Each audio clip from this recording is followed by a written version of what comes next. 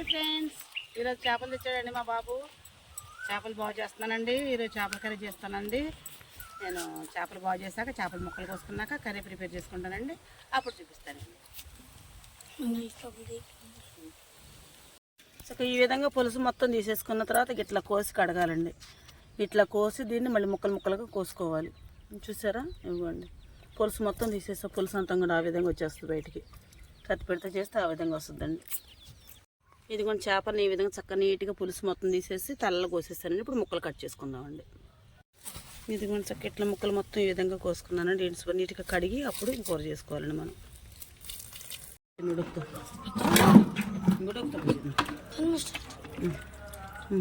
అడ్డవరా అన్నీ అర్థమవుతుంది. ఇంకొక పాప నీళ్ళు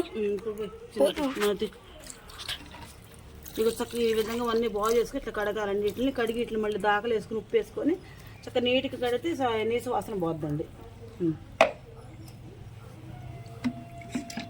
ఉప్పు వేసాక శుభ్రంగా కడుక్కొచ్చాను చేపలు నీట్గా. ఇది పసుపు వేస్తాను. పసుపు కొంచెం మరింత వేసుకుంటే కాడుకు ఎక్కువ ఉంటాను. పసుపు ఎక్కువ చేస్తాను.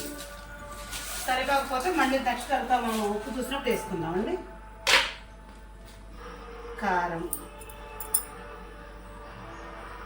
ఓకేనండి. కారం, పసుపు మీకు కావాల్సి ఊరగాయ కర్రలో నూనె ఉంటుంది చూసారండి. ఇదిగోండి ఇట్లా ఈ నూనె వేసుకుని చాలా టేస్ట్ ఉంటుంది చేపల కూర పులుసు. నేను ఎప్పుడు వాడతానండి, మీరు కూడా వాడండి.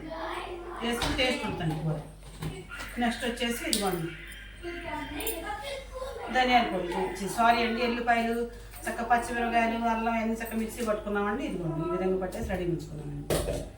దీంట్లో నూనె గంట అయిందండి మొదలుపెట్టి. ఆయిల్ ఉంది చూసారా. ఈ విధంగా చక్కగా వెల్లిపాయ పేస్టును, పసుపు, ఉప్పు, కారం, ఊరగాయ కరగోట మొత్తం కలిపేసి నూనె కలిపి మొత్తం కలుపుకోవాలండి. మొత్తం ముక్కలకి ఇట్లా పట్టాలండి. ఇంకా మా అమ్మగారు అయితే చక్కగా ఇట్లా పట్టించి ఒక 10 నిమిషాలు మా అమ్మగారు ఉంచుతారండి. అట్లా ఉంచితే ముక్కలు పడదామా అంటారని మేము అట్లా ఉంచమండి. మేము ఇట్లా కలిపేసుకున్నాం చక్కగా నిమిషం మనం పడుతుంది కదండి. ఇట్లా మనకి అంత ముక్క నిండా పడుతుంది కదండి. పట్టిన తర్వాత చింతపొడి పులుసు పోసేసి పొయ్యి పెడతానండి నేను. మా అమ్మ అట్లా ఉంచుతుంది చాలాసేపు. చూసారని చక్కగా ఈ విధంగా మంచిగా మొత్తాన్ని మనం మిక్స్ చేసి కలుపు రెడీ ఉంచుతాం. ఇప్పుడు చింతపండు తీస్తాం. పాత చింతపండు ఉంటే కొంచెం బాగానే ఉండేదండి. పాత చింతపండు అయిపోయిందండి మొత్తం.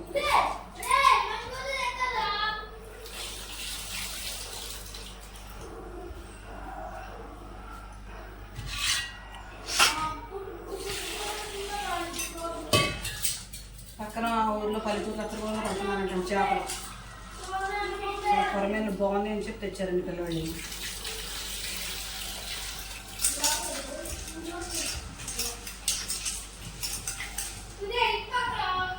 మనం ఎక్కువ నీరుకి వస్తున్నాం. కొంచెం పులుసు వస్తే ఒక బాగా ఉంటుందండి. ఇప్పుడు దగ్గర వంట పెట్టుకుని వండుకుంటే అంటే సూపర్గా ఉంటుంది. అసలు చేపల కూర పులుసు లేకున్నా ఏం కాదండి. ఒక రకంగా ఈ రోజు కన్నా రేపే చేపల కూర పులుసు బాగుంటుందండి. చికెన్ లా కాదండి. ఒకరోజు మాగితే చేపల కూర పులుసు బాగా చాలా టేస్ట్ ఉంటుందండి. కొంచెం కారం తగ్గినట్టు అనిపిస్తుంది. కొంచెం కారం వేసుకుందామండి.